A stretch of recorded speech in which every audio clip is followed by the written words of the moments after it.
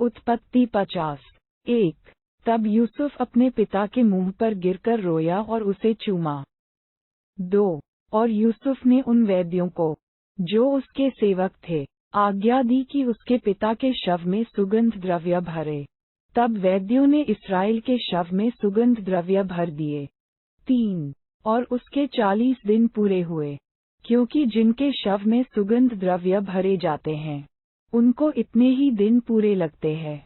और मिस्री लोग उसके लिए 70 दिन तक विलाप करते रहे। 4। जब उसके विलाप के दिन बीत गए, तब यूसुफ फिरौन के घराने के लोगों से कहने लगा, यदि तुम्हारे अनुग्रह की दृष्टि मुझ पर हो तो मेरी यह विनती फिरौन को सुनाओ। 5। मेरे पिता ने ये कहकर, देख मैं मरने पर हूँ, मुझे ये शपथ खिलाए, जो कब्र मैंने अपने लिए कनान देश में खुदवाई है उसी में तू मुझे मिट्टी देगा। इसलिए अब मुझे वहाँ जाकर अपने पिता को मिट्टी देने की आज्ञा दे, तत्पश्चात मैं लौट आऊंगा। 6। तब फिरौन ने कहा, जाकर अपने पिता की खिलाई हुई शपथ के अनुसार उनको मिट्टी दे। 7। इसलिए यूसुफ अपने पिता को मिट्टी देने के लिए चला, और फिरौन के सब कर्मचारी, अर्थात उसके भवन के पुरनिये और मिस्र देश के सब पुरनिये उसके संग चले। 8। और यूसुफ के घर के सब लोग, और उसके भाई, और उसके पिता के घर के सब लोग भी संग गए, पर वे अपने बाल बच्चों, और भेड़ बकरियों, और गाय बैलों को गोशेन देश में छोड़ गए। 9। और उसके संग रथ और सवार गए। इस प्रकार भीड़ बहुत भारी हो गई। 10। जब वे आता के खलिहान तक, जो यरदन नदी के पार है, पहुँचे, तब वहाँ अत्यंत भारी विलाप किया, और यूसुफ ने अपने पिता के लिए 7 दिन का विलाप कराया। 11। आता के खलिहान में के विलाप को देखकर उस देश के निवासी कनानियों ने कहा, ये तो मिस्रियों का कोई भारी विलाप होगा। इसी कारण उस स्थान का नाम आबेल मिस्रैम पड़ा, और वह यरदन के पार है। 12। इस्राएल के पुत्रों ने ठीक वही काम किया जिसकी उसने उनको आज्ञा दी थी। 13। अर्थात उन्होंने उसको कनान देश में ले जाकर मकपेला की उस भूमिवाली गुफा में, जो ममरे के सामने है, मिट्टी दी, जिसको अब्राहम ने हित्ती एप्रोन के हाथ से इसलिए मोल लिया था, कि वह कब्रिस्तान के लिए उसकी निज भूमि हो।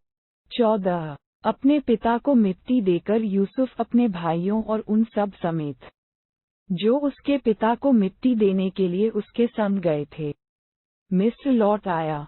15। जब यूसुफ के भाइयों ने देखा कि हमारा पिता मर गया है, तब कहने लगे, कदाचित यूसुफ अब हमारे पीछे पड़े, और जितनी बुराई हमने उससे की थी सबका पूरा बदला हमसे ले।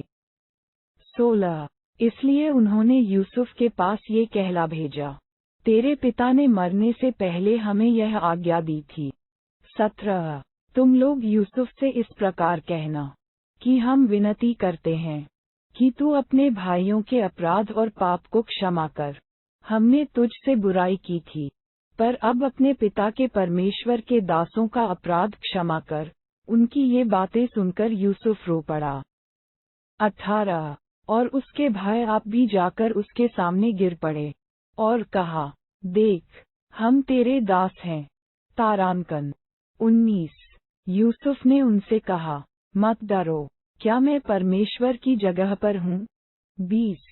यद्यपि तुम लोगों ने मेरे लिए बुराई का विचार किया था, परंतु परमेश्वर ने उसी बात में भलाई का विचार किया, जिससे वह ऐसा करे, जैसा आज के दिन प्रगट है, कि बहुत से लोगों के प्राण बचे हैं।